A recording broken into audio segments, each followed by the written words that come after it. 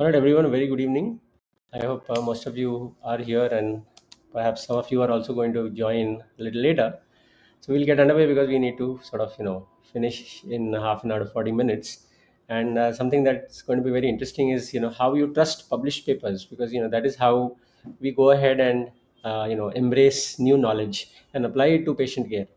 But then if you can't have enough confidence in a paper that is published, then it's very difficult to actually go and apply it to your patients. So what we are really going to do is look at some techniques of peer review, and then there are some papers which sneak through peer review and get actually published in papers, but then we as scientists, as clinician scientists, need to review every paper before adopting it, right? So that I thought we'll try and look at that because we know that a lot of publications can be misleading, and and like this gentleman is experiencing that. I'm not really sure. I was very excited with the paper, but then I'm not really sure what it says and does it really make sense. And I have been in this position quite a lot in the past, and I think a lot of us have been in this position. So understand how to weed out problematic publications, and I'll hopefully give you a template, not just a statistical template, but overall template as to how you can actually start assessing papers that you start reading. So quick rules is, please turn off your microphones and feel free to type questions in the chat box, or have it written with you so that we can discuss it at the end. And if it's not pressing, we'll take up all the questions at the end of the presentation. I think some of you know me and a lot of you don't know me. So I am basically a vitreoretinal surgeon or an ophthalmologist practicing in Mumbai. And I did my clinical research training at Johns Hopkins School of Medicine and the School of Public Health way back in 2013. That's like a decade ago.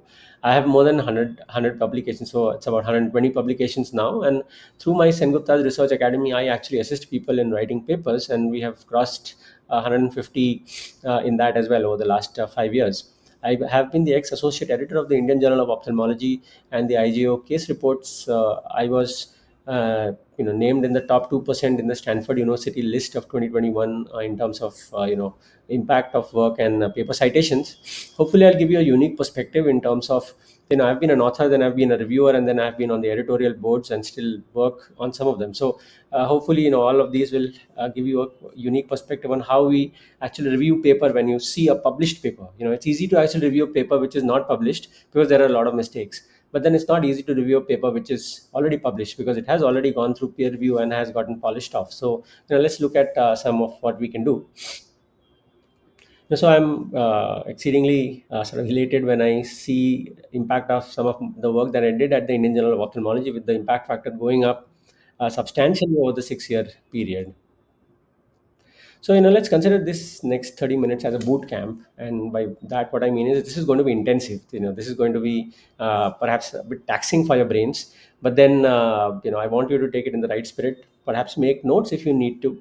But then, you will, of course, receive a copy of this presentation as well as this recording so that, you can brush up later on. But, this is going to be intensive. So, have your seatbelts on and, let's get going. A quick perspective on the history of how peer review goes. During COVID-19, there were a lot of papers being submitted and published in journals left, right, and center. And there was a very large clinical trial which was published in none other than the New England Journal of Medicine, and it talked about hydroxychloroquine with or without macrolides for treatment of COVID-19. And this is a paper which showed that hydroxychloroquine is causing a lot of heart disease and a lot of problems there. So, however, if you see, this paper was had data from 96,000 patients from about 70 countries, but it was entirely fake and gotten up, and it was retracted. So this is one publication in in Nature journal. If you see the authors there, Mandeep Mehra and Sapan Desai. This is another paper published in New England Journal of Medicine, again by Mandeep Mehra and Sapan Desai. They talk about cardiovascular disease, drug therapy, and mortality in COVID-19. And this is another paper which was retracted by the New England Journal of Medicine. So reviewers in such large journals can also be tricked, and papers would come in our hands, and most people said, oh, this is what it is, and HCQ and this and that, and there's a lot of hoopla who on this. So some of the top journals will have papers will sneak through some of the top journals, and I have written a commentary on this. That's an editorial perspective of why this might happen even in some of the top tier journals. This is another paper on citric acid cycle. We all know this as the Krebs cycle, right? So this is like the this is a Nobel Prize winning paper. And if you see the author, this is Henry Krebs and Johnson, and this was published in a sort of, this the journal at the time, Enzymologica, was sort of it was just, I think, in the second year. And the actual journal that should have published the paper, that is their Journal of Biochemistry, did not actually publish this paper. And there was a critique in the paper, right, by some others, as to something that perhaps does not work. So a paper which went on to win a Nobel Prize was rejected by the top journal in that specialty. There's another paper which talks about imaging the human retina using fluorescein dye, and this was not published in an ophthalmology journal, but a circulation journal, which was also obscure at the time in the early 1960s. So what you see is that bad papers can get accepted, and that really good papers, some which have gone on to win Nobel prizes, can be rejected. So who decides whether a paper is good enough for us to adopt in our practices or not? Whether this paper will change my practice patterns. I've been doing this for so many years. Will this change what I'm doing? So we have to be the own judge, and we can't rely on the reviewers and the editorial board. So therefore the need to sort of get into this. So I thought I'll talk about three aspects in about 10 minutes each. First is how do you understand what the study question is? So how do you define it based on what the paper is published, right? So we'll take a look at how you define that study question. Second thing is try and understand what study design has been used in the study, and is it appropriate to answer that study question, right? And third, we'll look at the statistics, and obviously, is the analysis okay, and is everything making sense or not, right? So these are the, I think, very key questions that most clinicians should look at. And most of the times, unfortunately, we look at the abstract, and that too we look at a title and say, oh, this sounds great, and it has been done by a very august group of people, and it perhaps makes sense. And what we do is we read only the conclusion section of the abstract, isn't it? We don't even read the whole paper. So that can be faulty and really misleading a lot of the times, right? And you can burn your hand. So we'll take a look at all of these and go ahead. So we are going to take the example of the paper which I have shared with you. So that is that is a poster which was presented very recently at the American Heart Association conference in Chicago. That was in early March. And that paper, or that poster rather, it has not actually gotten peer reviewed. It has not actually gotten published as yet, but that poster has been carried by a lot of newspapers all over the world, including the Washington Post, to the New York Times, to the Times of India in India, the Economic Times, the Hindustan Times, and lots of other papers have carried that news. And the title says, and the headlines, it's like breaking news in medicine, is don't do intermittent fasting. That's because it'll kill you. So the risk of death after intermittent fasting is 91% higher than if you eat over 12 to 14 hours in the day, right? So that was sort of a scary paper, especially for me. When this is a little bit of a transformation that I had, where I was really obese, overweight, and sort of going down the drain physically. In This is 25th December 2023, and with intermittent fasting, this is where I am. And there are so many of you in the audience who have had these transformations, right? So so I look like a prototypical person in this published poster, where it's about early 40s, doing intermittent fasting, working out, and things like that. And if you say that one out of every 25 of this age group is going to die over the next 8 to 10 years, and that is scary. So if you have 200 of us here, and say all of us were doing intermittent fasting, 8 or 9 of us would be no more, right, by the time another 10 years go by. So this was very scary for what the message was. And so I dug through, and I went into the AHA website, into the abstract which was submitted. Remember, this is a abstract which is submitted for a conference. It is not a full text paper. And then the AHA has also published the poster, which was actually printed and presented. So that is the paper which we're going to take a look at and try and shred. So the first thing is, what is the study question, isn't it? So this is the template you need to use when you look at any study. And some of you have attended my previous workshops would be aware of this. But we'll try and look at this example and apply this now. So the PICOT is the T is the type of study. So we'll look at it later on. So let's look at the PICO or PICO, where P stands for participants. That really means inclusion and exclusion criteria. So are the inclusion and exclusion criteria in this current study well defined and not overlapping with each other? And is it doing justice to the study question that was asked? Then I stands for intervention. So what was done? And it need not actually be a randomized intervention, or it need not actually be a controlled intervention at all. It could just be an exposure like intermittent fasting, or perhaps even like smoking, or whatever that may be. Or it could just be a simple questionnaire that you're administering. So the real crux is, what is it that you're using to gather data from the study? That is the intervention, right? C stands for control group or comparison group. So does current study that you're reading have a comparison group? So in this poster, if you've taken a look, the comparison group is people who have a time restricted diet between 12 and 16 hours over the day. So they are eating over 12 to 16 hours, and the rest of the 8 hours they are fasting, right? So they're not eating, or they're eating pretty frequently, right? So comparison group is there in this study, but we'll take a look at that. But many a times, especially from authors who are in a hurry, and say people have a new invention or a discovery or something like that, and they are very eager to get published, and they just say, oh, this is a new treatment and it works, this is a new kind of surgery, it works, this is a new device, it works, this is a new artificial intelligence, it works. It must work, right? But is it as good as what I'm doing today? Is the real burning question that you need to understand, isn't it?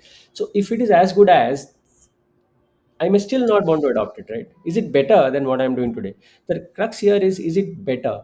The word better, as soon as the word better comes in, we're talking about comparisons, right? So there has to be a comparison group in that particular study. It could be three or four or five arms, but then, one of the arms needs to be a comparison group. A study without a comparison group, that is just one study which is perhaps even following patients for a long period of time, but there is nothing to compare it with, makes it a little bit weak. Then O stands for outcome measures. So it needs to be defined really well. And out of that, there could be multiple outcome measures that a study is evaluating. However, the one out of those has to be a primary outcome.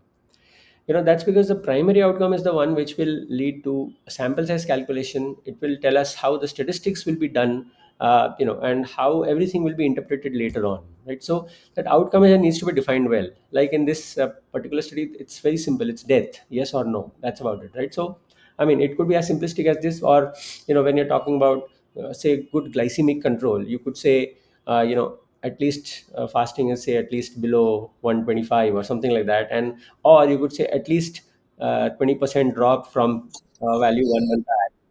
And so you could have a combination of those, right? So what do you call good glycemic control? So it need not be just one yes or no, it could be a series of different things, but that outcome measure has to be defined really well. Again, you will find when you actually read papers that at least 20 or 30% of the papers don't even talk about outcome measures, forget a primary outcome measure, right? So outcome measure is really important. So we'll take a look, we'll take some examples. So like I was already telling you, let's look at a study to treat uncontrolled diabetes. So what's the PICO look like in a particular, say this is a hypothetical study, right? So the participants, so what is the inclusion exclusion criteria here? So if you think, you can think about it yourself as well, or perhaps even jot down more than what I'm saying. So what is an uncontrolled diabetic first, isn't it? So the definitions may actually vary, and you will be surprised when you look at it that what you felt the definition was is not being used by other studies. So what is an uncontrolled diabetic? You need to define it well.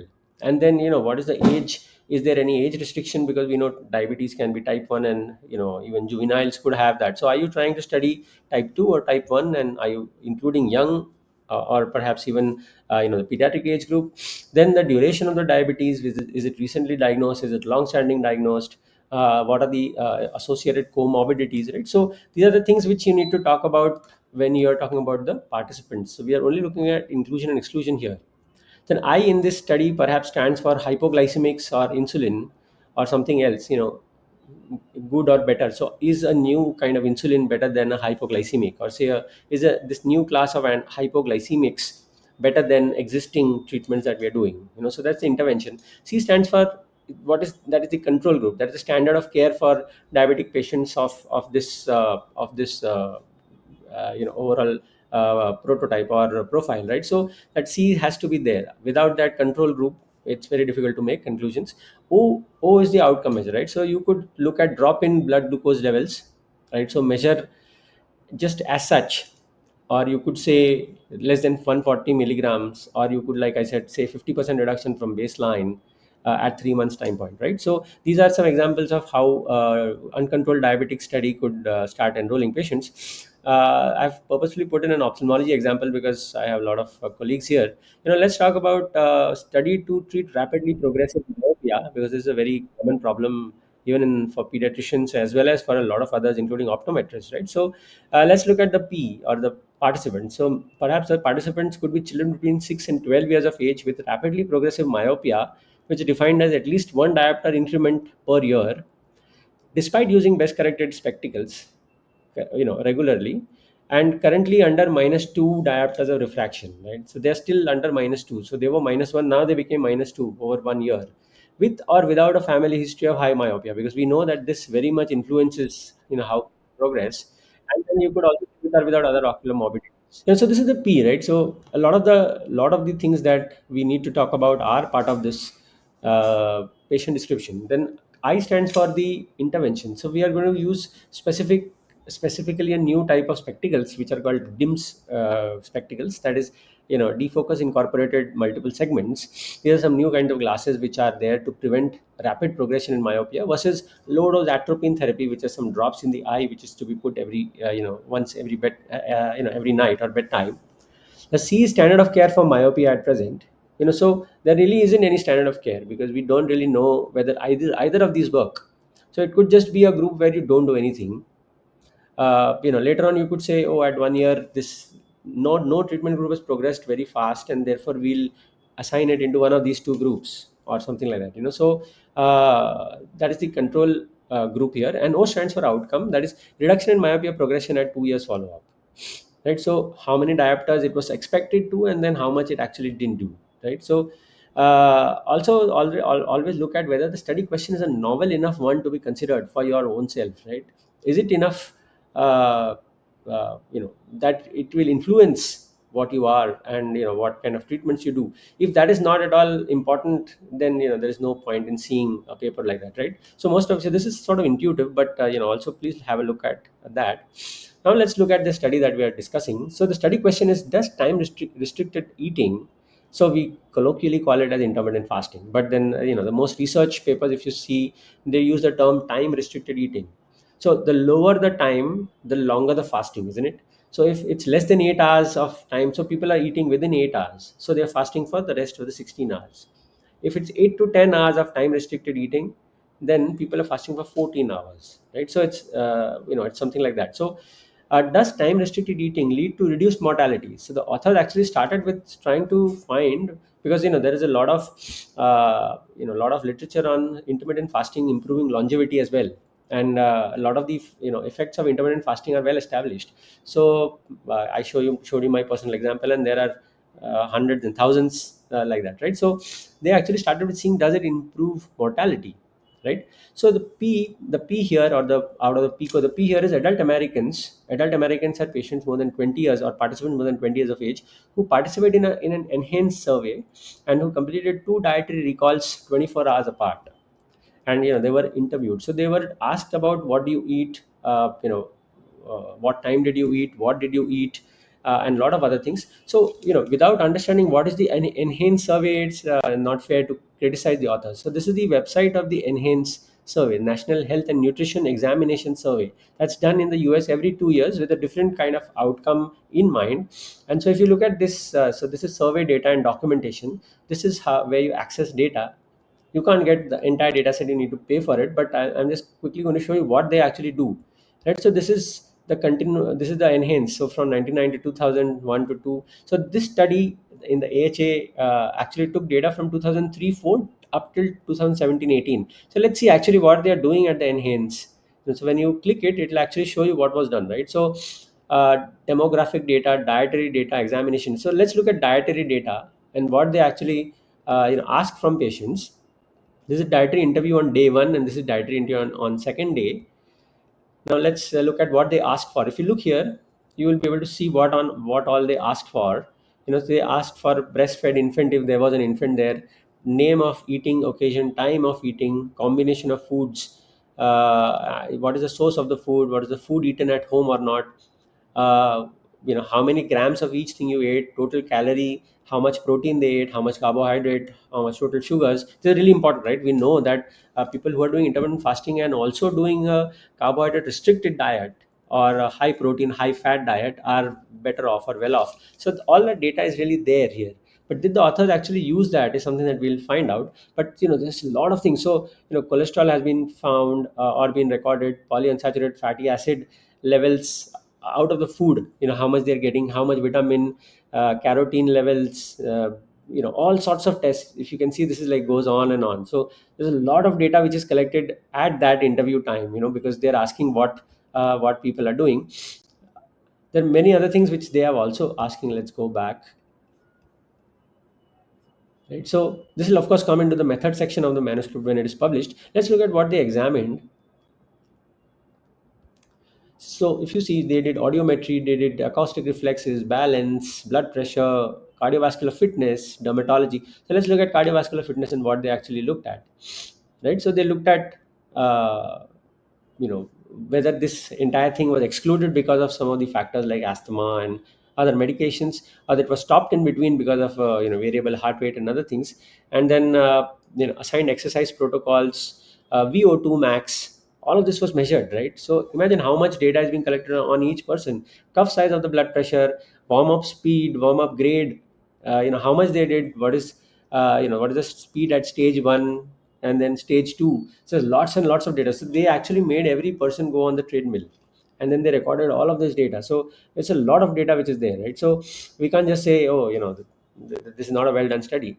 The study has been exceedingly well done, as you can clearly see. I'll show you one more on and remember, they are doing it every 2 years. However, they're not doing it on the same population, they're doing it on different age groups, right? So all of this has been done. So there's a lot of other things. I'll show you quickly uh, about the laboratory tests, laboratory data, right?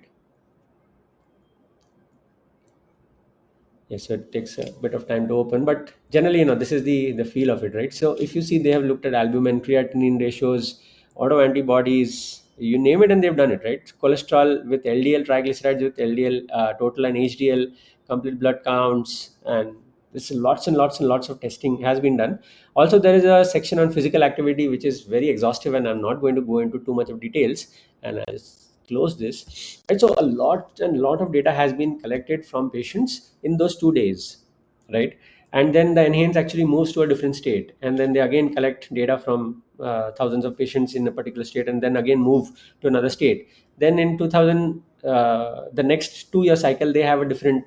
The enhance one was 2003, 4, 5, and 6 looked at childhood and breastfeeding and some of the other questions which they had, right? So the P is adult Americans who participated in this enhanced survey and who completed 2 dietary recalls. That is, they were asked. I showed you, right? So if you look at the questionnaire, they asked from: Did you drink? Did you smoke? Did you have tomato soup? Did you have this? Did you have that? Did you have cola? Did you have Pepsi? Did you have whatever? There was like at least 42 or 43 questions about their diet. Then I stands for how you gather data. That is the interview here. So what they ate, details including calories and all. I showed you time of eating each meal. It was recorded in hours and minutes. So it's like 6:55 I ate, and then I finished at 8 o'clock, and then the next meal I ate at that much. So then the interval between meals is pretty specific. And lots of systemic factors like weight, BMI, blood pressure, physical activity, cardiovascular fitness, lipid profile, dietary status, plenty more, right? So all of these can also influence mortality, isn't it? So then all of this has also been recorded. Though the authors have not used all of these, but I'll show you how. C stands for those who ate food for over a 12 to 16 hour period, right? So that is the control group. So people ate, it's like Indians. We have something in the morning for breakfast, then we have lunch, then we have tea with snacks in the evening, and then we have dinner, right? So there is about 3 to 4 hour gap between each of these meals. So over a period of 12 to 16 hours, we finish 4 meals. So that's pretty much most Americans do as well. So that was the control group. Out of 20,000 people in this entire survey, almost 12,000 said we do this, right? So that was the control group, and the outcome measure is all cause mortality, cardiovascular mortality, and cancer mortality, right? So all cause mortality had no, there was no risk to all cause mortality with fasting levels and with many other things, and we'll not look at that, but we'll look at cardiovascular mortality, which was a significant result, right? So what are the problems in the methodology? We've looked at the PICO approach. we'll look at some of the problems. If you think hard, you will get it. So that recall bias is a big problem. If somebody asks you, what did you eat in the morning, what did you eat last night, what did you eat the night before, it's a taxing on the brain. We may not remember what we have eaten, right? So that recall is a big problem. Dietary restrictions could, it need not really be a lifestyle choice, right? It could be work related. Oh, I was busy, I was traveling, and it happens. Physicians, especially, busy surgeons, forget to eat, and they'll have dinner at 12 in the night, and then operate and have lunch at 4 in the evening.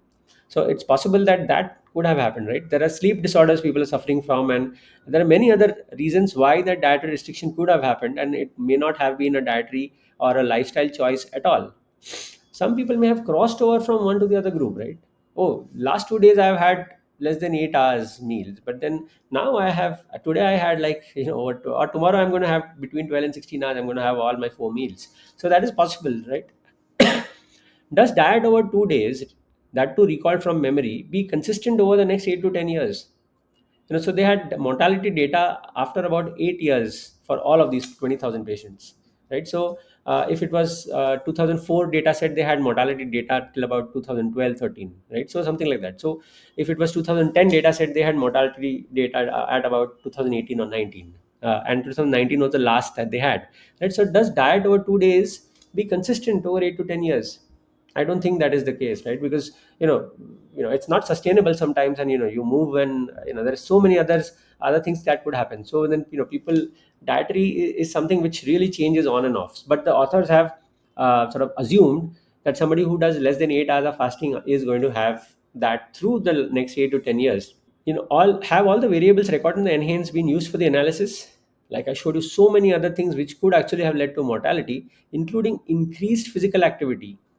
We know now that there are very large studies. There's one called the Copenhagen runner study, which looked at how much people are running, and they found that people who do more than 60 kilometers every week, their mortality rates are almost the same as sedentary people.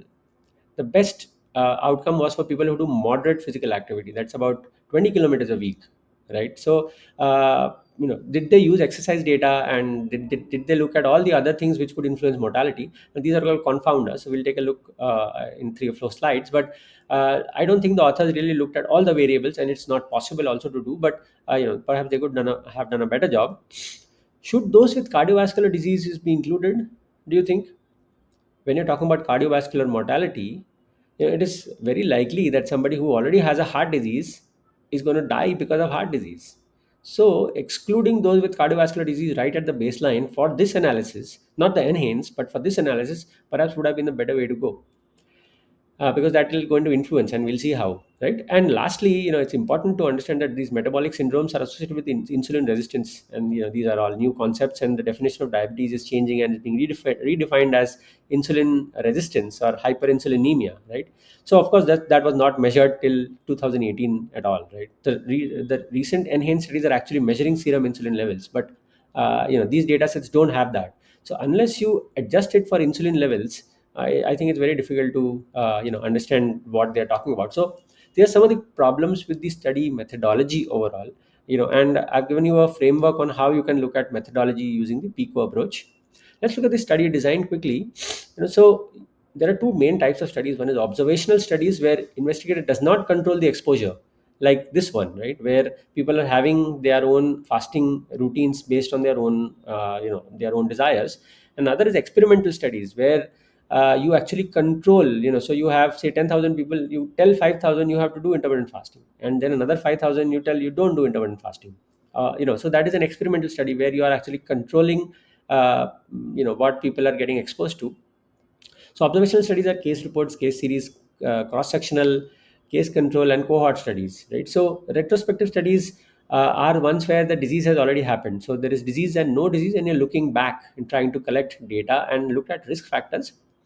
And a prospective study where you enroll non-disease subjects, like this, like this study where they actually took all patient, all people. Some of them obviously had some cardiovascular disease, but they took all people who didn't have the outcome, that is death, right? And obviously, and then they collected baseline data, and they followed up people only for mortality but not for anything else, because the enhance doesn't allow, right? The authors didn't do the study, they just have borrowed data from enhance, rather bought data from enhance, right? So ideal study design for this study would have been a prospective study where they not only look at the outcome over 8 years, but also look at all these dietary patterns over the 8 year period, right? So say we are a group of 300 physicians, and we start pulling all our data together, and over a period of every 6 months we start entering our own data into an Excel sheet. So over a period of 5 or 6 years we'll have a lot of data, and unfortunately some of us may not survive, and then some of us will. And over a period of time that data set really becomes huge and useful. That's because every 6 months we are entering all these data, right? Has my dietary pattern changed? Has my insulin resistance increased? And things like that, right? So the ideal study design for this study would have been a prospective observational study, where currently it is a cross-sectional study, right? Because data has been collected at one time point, though the outcome is later, but the data has actually been collected only over 2 day periods.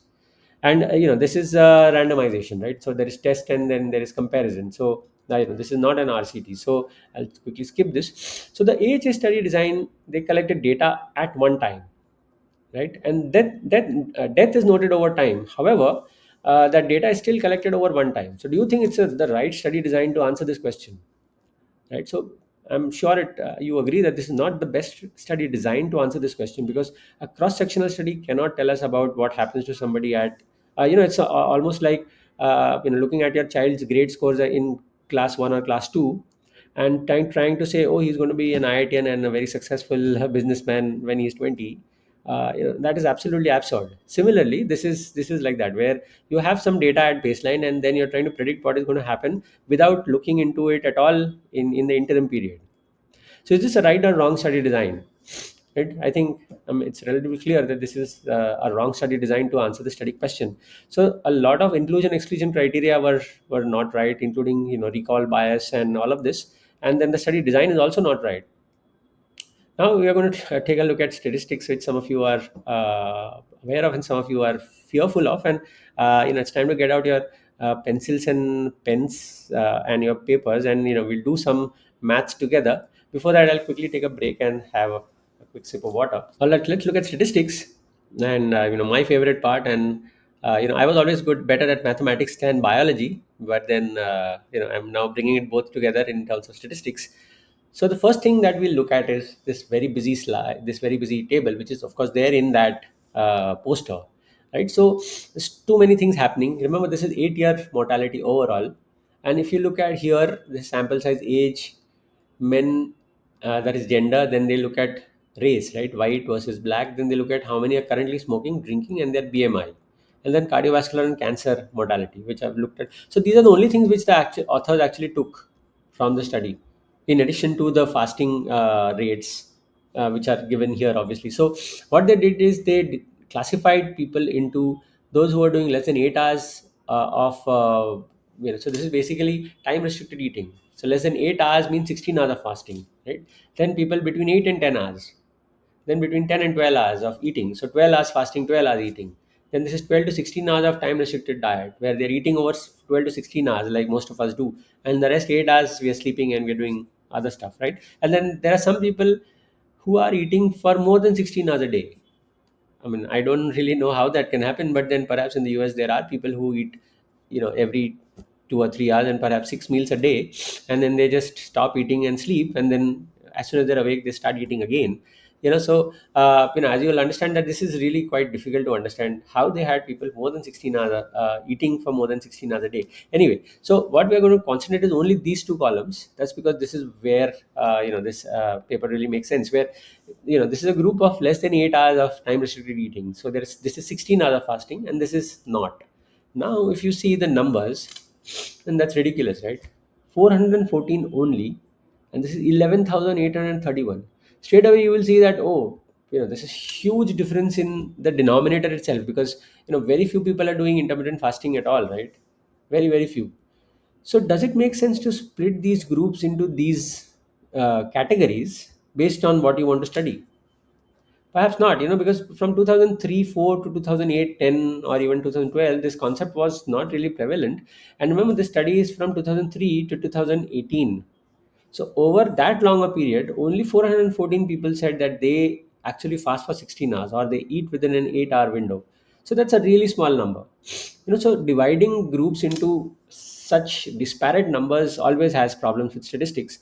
A good way is to actually divide them into four equal groups. We call them quartiles, or you can say three equal groups or tertiles. You can actually divide them into 10 equal groups. We call them deciles. So you can say the first the first decile versus the fifth decile versus the 10th decile. I'm going to only compare across these, right? So something like that. So it's always good to have relatively equal numbers than to have these kind of discrepancies or disparities. So as soon as you look at this, you'll start thinking, oh, does this is this making sense already? And the statistical answer is no. So only 414, that is about 2%, are doing more than 16 hours fasting in a day. Now that's ridiculously low, right? So then that group is really something which there's too much chance which will influence that group, as we'll see later on. Okay, the next, when you see, look at the age, right? That less than 8 or 16-hour fasting group, they are about 41, and this group is about 50. That's a whole decade different. They're much, like I said, this is like me. I'm 43, so this is young people, and these are almost a whole decade older, right? So it's a huge difference. Are this statistically significant? There is no p value here, but then eyeballing it makes you think that this is a group of young men, right? Because it's 54%, this is about 50-50. So this is a group of young men, right, who are drinking and smoking. Some of them are smoking, and a lot of them are overweight or obese, right? And here, if you see, this is 28.5. So in terms of BMI, this 1.5 BMI difference is quite a lot.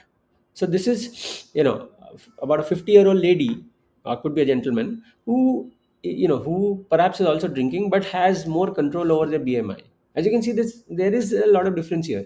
So it's possible that these people are doing 8 hours of 16 hours of fasting simply because they have all these problems, right? Instead of, also, the cardiovascular risk, if you see here, there's a younger group of people, they still have much higher cardiovascular disease compared to more than almost 1% difference, right? So overall, this is a more sicker group, sort of, that how it looked like. So those with time restricted diet are significantly younger by a decade, still they're dying more. So what's happening? This really can't be true. So either it's true, or it's happening by chance, which is very possible. So we'll see whether which one of these is true. Now let's look at the outcome, and now it's time to do our mathematics. So the outcome is a dichotomous outcome. That's death, yes or no. When it's a dichotomous outcome, we are going to look at these four things. One is absolute risk, second is numbers needed to treat, third is risk ratio, also called as relative risk, fourth is odds ratio. Just be with me here, because just hearing these terminologies can lead to the mind going numb and switching off. But you'll realize how easy it is. So just be with me on some of these, right? So the first thing we need to understand is this 2 by 2 table. It's very easy. Anything and everything is based on 2 by 2 tables, where you can do everything manually. So here, if you see, this is the experimental group. So in this study, it will be the less than 8 hour time restricted diet, right? And the comparison group is 12 to 16 time restricted diet. The event, that is death, let's call it A, and then there is no event, there is B, and the total is A plus B. Now look at the comparison group, and let's call that deaths as C, and total is C plus D, and no deaths is D, right? So now risk is number of events upon number of participants. That is number of events A upon total participants in this group, that is A plus B, right? So risk in experimental group is A upon A plus B. Similarly, the risk in the comparison group is C upon C plus D, right? It's relatively easy to understand. It's not at all difficult here. Now let's look at the numbers here, right? So these are the numbers for 8 hours and 12 to 16 hours fasting. Events to numbers total, right? So 31 out of 414 died, and 423 out of 11,831 died. If you convert it, this is what you get, right? Less than 8 hours of fasting, this is 12 to 16 hours of fasting. We're trying to convert the same data from the tables into a 2 by 2 table, so that we can do something ourselves, right? The number of deaths is 31 out of, so let me go back, right? So 31 out of 414, I've just copied those numbers, 31 out of 414, and this 423 out of 11,831, right? The same thing, I've just copy pasted, 423 out of 11,831. I want you to actually fill these numbers now. You can just quickly take out your calculators and do it. So 414 minus 31, I'm also going to do it with you,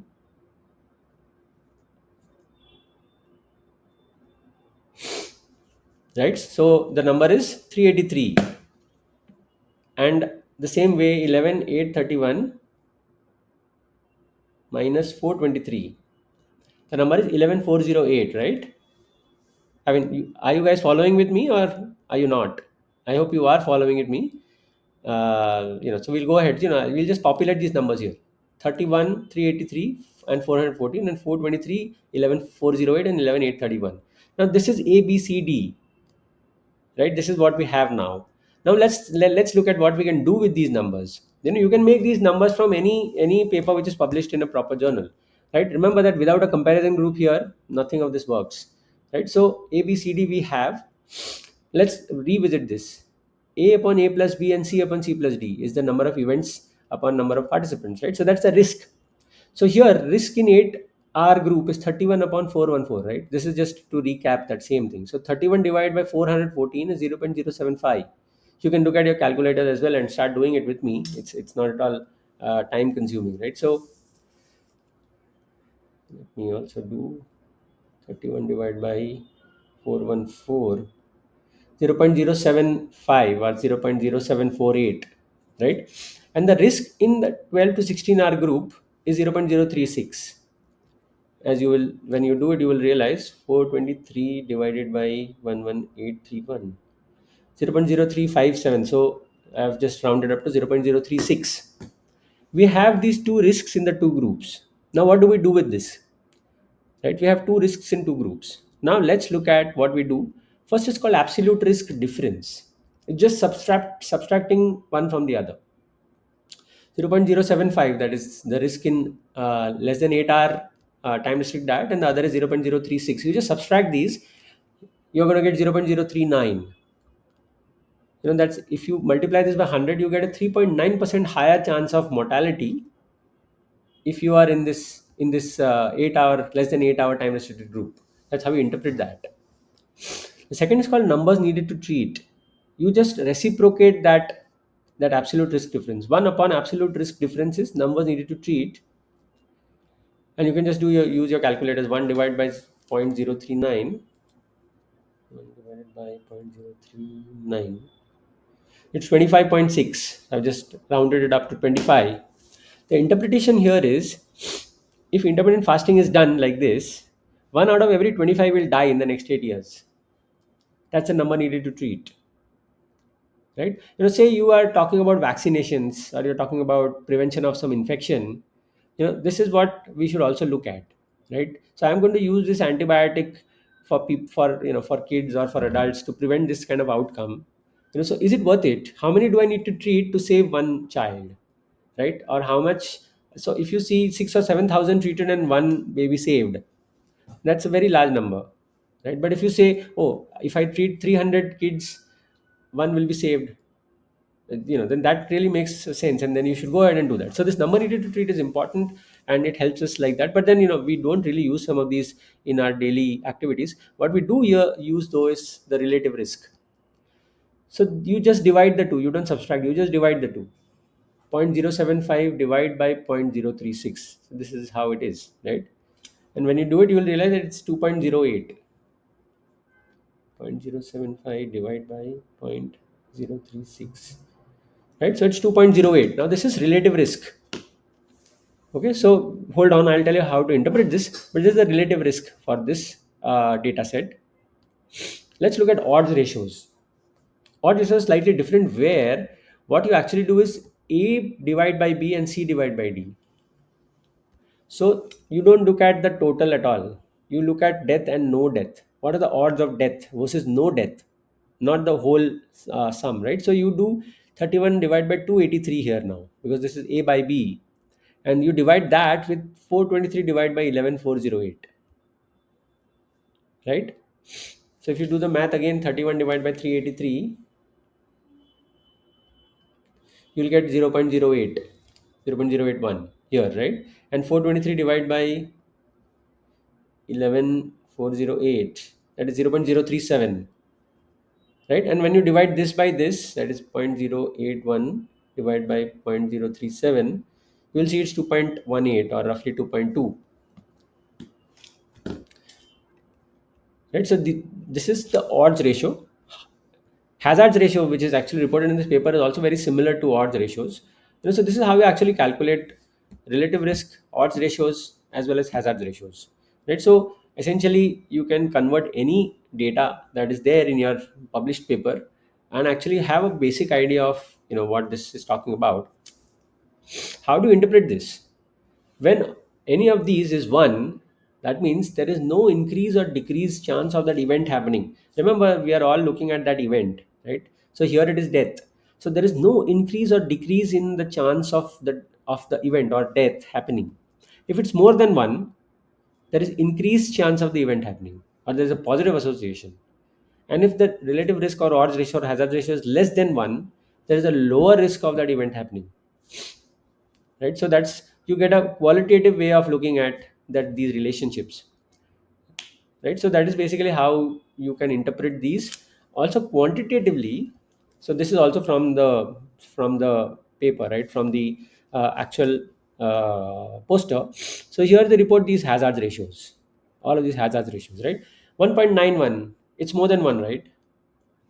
So this is the reference group, the comparison group. So how we interpret this is, compared to 12 to 16 hour eating, people who do less than 8-hour eating are at a higher chance of mortality, because this number is more than 1. And if you look at the number after the decimal, you will say this is 91% higher chance of mortality. It's very easy. It's not at all. There is no rocket science to this at all. You just look at the number after the decimal. This is 9-1, that is 91% higher chance. If it's 2-5, it is 25% higher chance. If it's 1-5, it is 15% higher chance. If it's 3-0, it's 30% higher chance, right? So that's how you interpret these odds ratios in terms of quantity as well as quality. Just looking at the number, you will know, oh, there's a higher chance, and then by how much. And you can say 90%, 91, 95, 99. After 1.99, what you will say is 2 times. So this is 2.07 times higher chance of mortality, right? If it's 3, you say 3.6 times higher, or 3.6. So like this is 3.7, you'll say 3.7 times higher chance of mortality. And so this is how you interpret all these ratios. Also in the bracket they give confidence intervals. That's because if you do the if you apply this to the population out there, that the real world, you will always not get 1.91. You may get a very varied response. Sometimes you'll get 1.61, sometimes you'll get 1. So what is that variability, or what is that 95% of the times you will get a value between 1.20 and 3.03. So that is 20% higher chance versus 3 times higher chance. But the chance is always higher, right? So in this group, the chance of death, remember that mortality is not at all written here, no? It's sometimes difficult, but this event is actually mortality, right? So instead of saying event per n, they should have said deaths per n, right? So in less than 8 hours of fasting, 91% higher chance, this is what all newspapers are carrying, right? 91% higher chance of mortality, and it varies from 20% higher to 3 times higher, but it's always high. So when you plot it on a graph, you will see that this is that 1.9 times, and this is a 1 line. This line shows 1. This confidence interval is always on that side of 1, that is always higher. So it is significant. This p value is significant here. If you see 1.25, it varies from 0.92 to 1.71. 0.92 means what? 8% lower chance. Now we're talking about the other side of 1, right? So it is a lower risk of the event happening. And by how much? You subtract this by 1 from 1. So you say it's like going into the basement of a house, or you're going sub 0 levels, or sub 1 level rather, right? So you say, if you say 0.92, it is 8% lower chance. If it is 0.90, it is 10% lower chance, right? If it's 0.91, 9% lower chance. If it's 0.30, you will see 70% lower chance, right? So in this, say in 8 to 10 hour fasting group, which I do, which fortunately I do, the chance of death is still 25% higher, but it could vary from 8% lower to 71% higher risk, right? That's what this confidence interval is saying. So then in some people the risk is lower, and in some people the risk is higher. So that can't be significant, right? So this p is not significant, because this confidence interval crosses 1, right? So this is basically how you interpret some of these, and you can actually do these yourself as well. Now let's look at the noise here, or the the problem or the problem of chance. What if deaths reduced by 10 in each group? So instead of 31, this becomes 21. Instead of 423, this becomes 413. And same, the number of deaths is again adjusted that way. Here, the odds ratio falls to 1.5, right? From 2.2, it fell to 1.5. So with 10 deaths in each group. So remember, there's a data set of 20,000 patients, right? And there are more than 2,700 deaths overall. So if only 20 deaths were fewer, then everything collapses, right? So then this is basically noise. This is basically chance, right? So instead of 31 deaths, if you had 21 deaths, everything would not be statistically significant at all. What if deaths of group 1 and 2 are combined, right? So you get, group 1 has 31 deaths and group 2 has other number of deaths.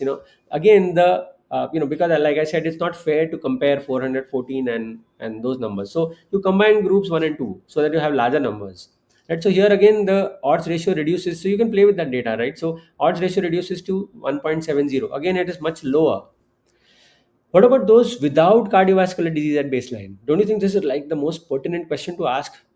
I don't have cardiovascular disease, right? So if you see, there's 31 out of 414, which we've already seen. And in cardiovascular, pre-existing cardiovascular disease, there are 17 out of 45.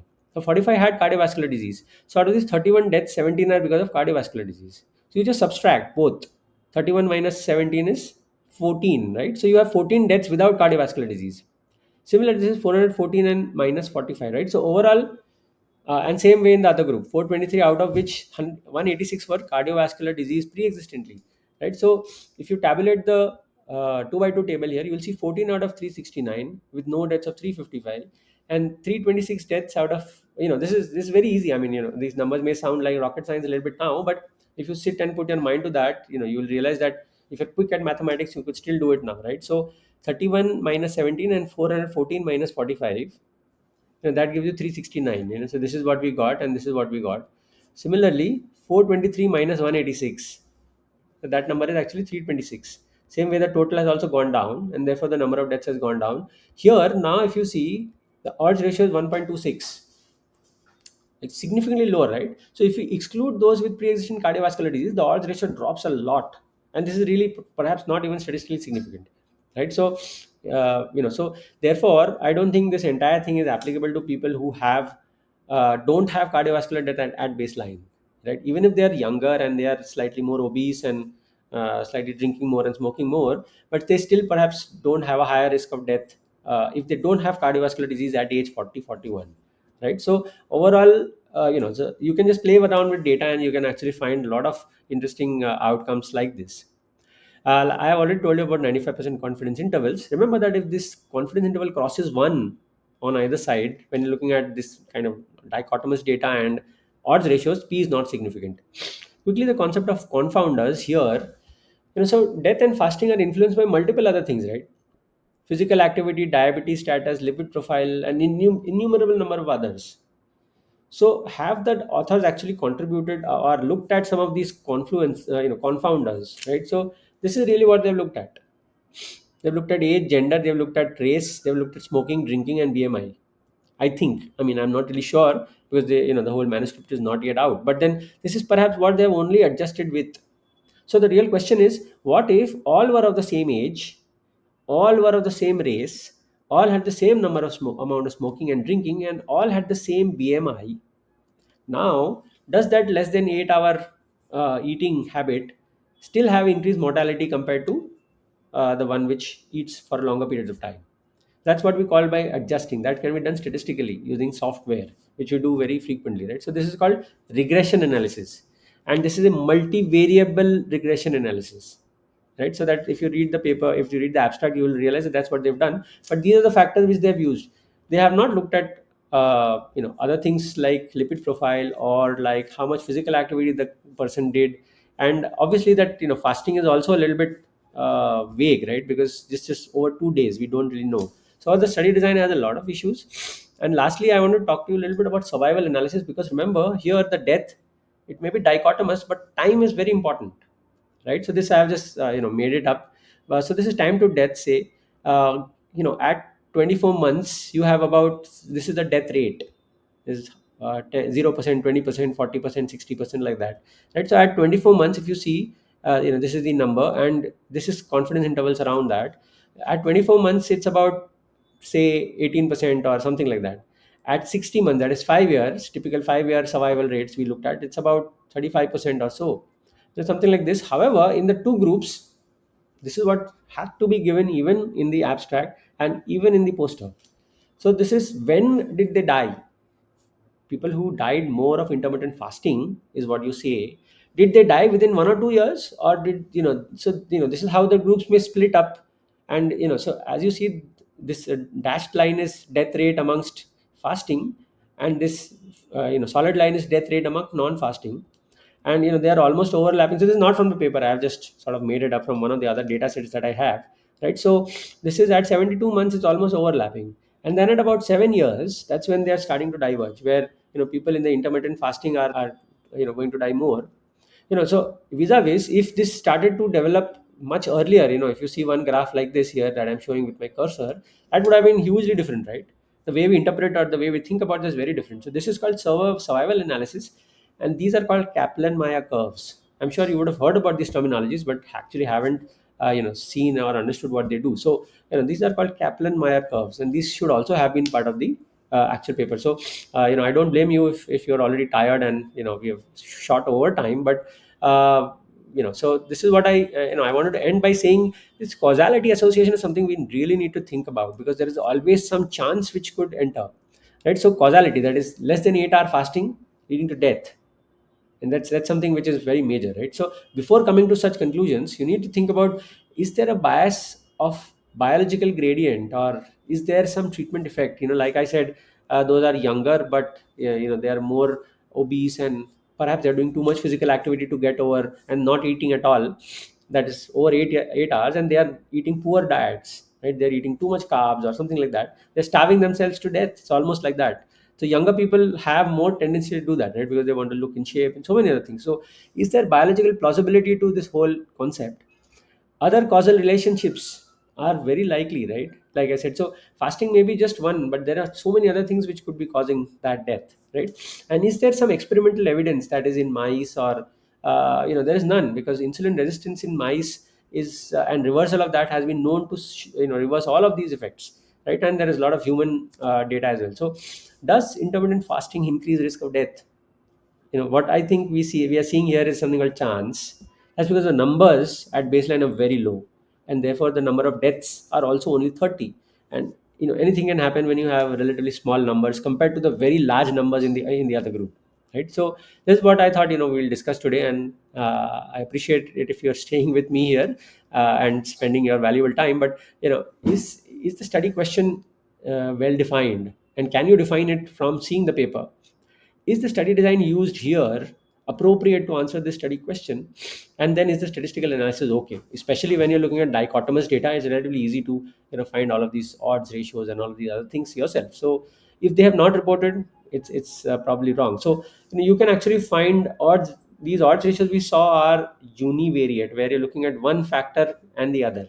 But then there are many other factors, and that's called multivariable regression analysis, and that the authors should actually perhaps report. This is my website, and you can take a look at some of the things that are available, including there are some free lectures, there's an e-learning module, and there is a longer fellowship module. I won't go too much in the detail. So these are some of the lectures which are there, and these are divided into modules on literature review, how you do that well, manuscript writing, rejections, and the sort of the blockbuster module is biostatistics, where people really understand the basics of all of these. There's a longer course as well, and there are a lot of blogs on regression analysis, like we discussed now, p values, how to convert your thesis to a journal article, sample size calculation, all of these. So I hope some of you will take interest in on the website, and make use. I'm going to stop my screen share for now. All right. So, I think that's why, I mean, all of these differ in terms of what variable you're looking at. Are odds ratios and hazards ratios exactly the same? They are not. That's a great question. So when you look at it, like I showed you, they are very similar. Remember that the hazards ratios have the time, the time to event, well, odds ratios are not, right? Any time during the time it could happen, and then they are all looking at the same way.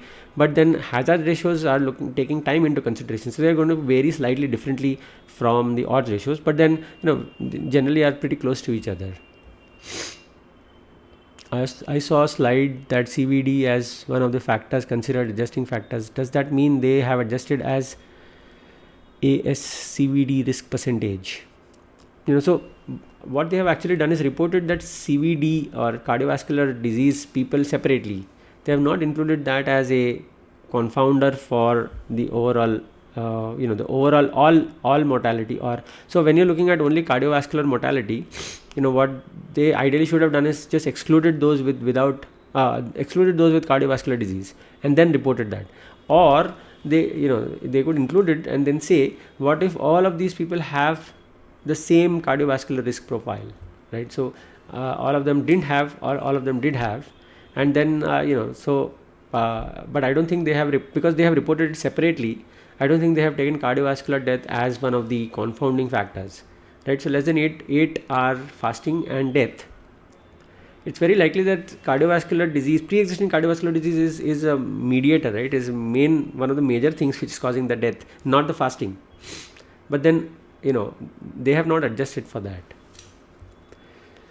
Thank you. Okay, very revealing discussion, especially when most of us started thinking that IF could actually putting us at risk of mortality. Yeah, thank you very much. Got it. Okay, odds ratio is 0.78. How to interpret it? Is it mean reduction, 22% reduction at risk? Yeah, so there's basically 22% lower chance of that event happening, right? And that 95% confidence interval you say shows 50% lower chance to 20% higher chance. So this will be not significant. Relative risk 1.34 means 34%. No, so anything more than 1 is higher chance, 34% higher chance, right? So risk, we call it risk. When you're using odds ratios, you say likelihood, higher 30% higher chance, or you say likelihood. When you are using relative risk or hazard ratios, you can use the word risk. That makes sense. Relative risk of 2 or odds ratios, you can just say 2 times higher risk or 2 times higher chance, right? All right, so if there are no more questions, I'll call it a quit, and I hope it made sense to some of you. And I'm sorry to have shot up the time, but then we had to discuss a lot of things. That was a fruitful discussion. Very nice. Thank you. 2 times and 2% is different. Totally, yes, totally different. 2% and 2 times is entirely different. That's right. All right, everyone, have a good night. And yeah, please go ahead. And please share this video on. I will. I'll do the calculation later. All right. Thank you. Okay then. All right, everybody, have a great night. Okay.